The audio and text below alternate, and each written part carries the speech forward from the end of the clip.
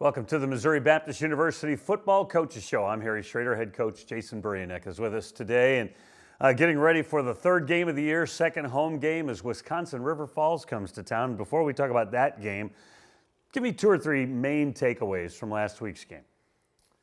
Well, the biggest thing that we talked about as a team is I was disappointed. I was disappointed in the way we played. I felt like as a coaching staff, we were all disappointed. I know that trickled down into our guys as well. They were equally disappointed in the way they played and just our level of competition. It just wasn't there. It wasn't at the level that we need to be able to compete at the high level. Obviously, taking nothing away from St. Xavier, that's a good football team. You know, we did some good things. Obviously, got 2 touchdowns on the board, but we need to be better overall on both sides of the ball. We need to compete. We really felt like that was a game that we lost, especially by the margin that we did, more than they really beat us. You know, and that's not to say that they didn't do a good job, but I think the overall point spread and where we were in that game was more due to what we didn't do rather than some of the things they did. Is there a thing in a team that hasn't had a lot of wins just yet?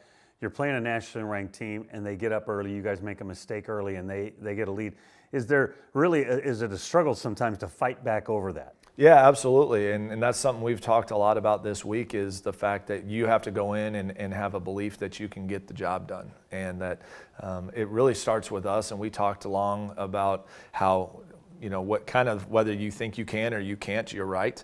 And I think one of the things we've been fighting throughout the course of really starting the program is when you play good teams and you have a bunch of young players on your team, the mental side, they're defeated more mentally than they are physically. And I think that's more the case right now. We have a lot of young guys that they go out, they work hard every day, but they look at a ranking, they look at the size of the guys that they're going against, because some of our freshmen, especially defensive linemen, haven't faced guys like that yet. And it's just kind of getting their feet wet in that, but we're really trying to encourage them from a mental standpoint to really have that belief that they are talented, and you got to go out and compete. You know, regardless of if the guy is a giant, you know, it's the old David versus Goliath that we've talked a lot about with these guys is, you know, you got to go in and set your mind on what the job is and get the job done. You talk about that, and you've changed your lineup a little bit, particularly on the defensive side. Is that because you're looking for the right combination, or are you trying to cultivate maybe a little bit different of a mindset? Cultivate a mindset. You know, that's really what we're after there is, you know, we told them on offense, defense, special teams, it really doesn't matter what year you are. We've told them that from the beginning. And we laid out a plan that whoever's the most competitive guys that we have are the guys that we're going to play. And we've talked a long time as a staff that we're not going to be blinded by talent. You know, just because you're the most talented guy, it's really more what's inside you that is going to matter, and really what we feel is going to get us to where we want to be.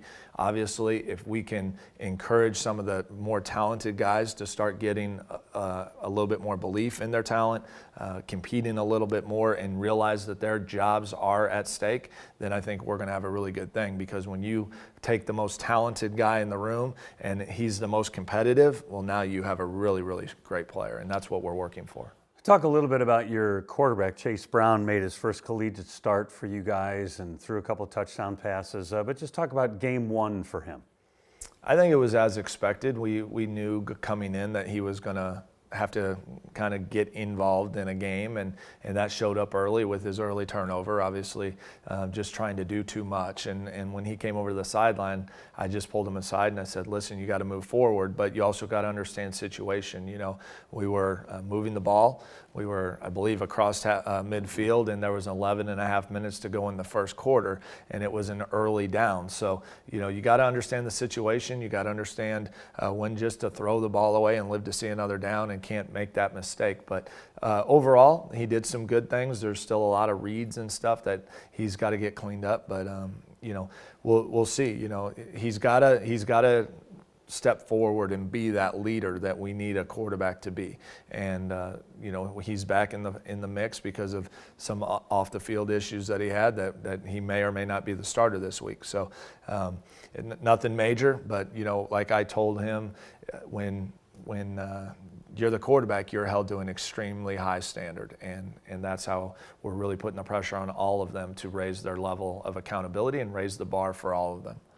His touchdown pass to Mike Beekert in that far corner was a thing of beauty. But you talk about whether or not he may or may not start. I thought it was brilliant when you put Brent Bernsen back in, get some time late in the fourth quarter, and he showed pretty well. Yeah, I was really proud of the way Tim bounced back. Obviously, the last time we saw him, he threw 4 interceptions, and we pulled him at halftime, and that's not an easy situation.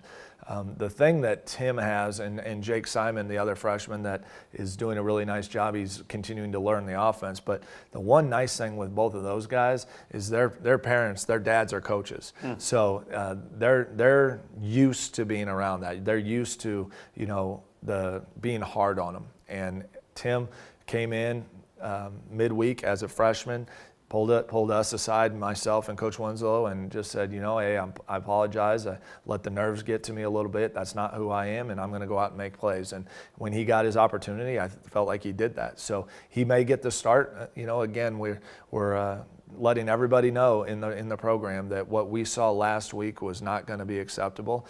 It's not acceptable from a coaching staff standpoint, and it's not acceptable from a fan standpoint.